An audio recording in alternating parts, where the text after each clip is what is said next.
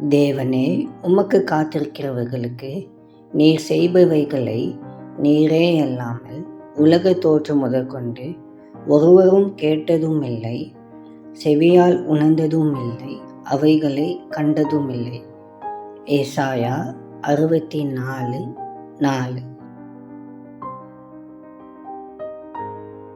சில காரியங்களுக்காக ஜெபித்து கிடைக்கும் வரை காத்திருப்பது நமக்கு சோர்வை தருகிறது.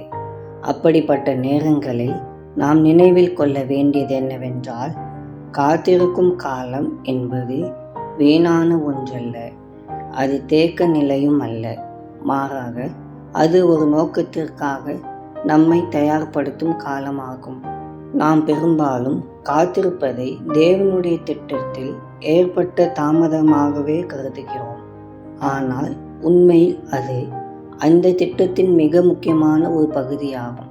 சில சமயங்களில் நம்முடைய வாழ்க்கையில் ஒரு பெரிய முன்னேற்றத்தை நமக்கு கொடுப்பதற்கு முன்பாக நமக்குள் ஒரு ஆழமான மாற்றத்தை ஏற்படுத்த தேவன் விரும்புகிறார். கவலைப்படாதீர்கள்.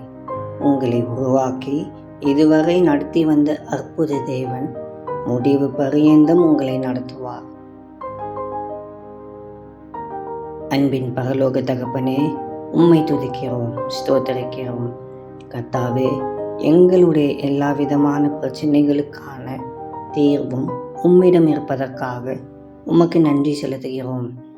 தேவனே, நாங்கள் உம்முடைய சமூகத்தில் எங்களுடைய தேவைகளை சொல்லி உமக்காக காத்திருக்கின்ற வேளைகளில் சோர்ந்து போகாமல் இருக்க எங்களுக்கு கிருபையை தந்தரலும்.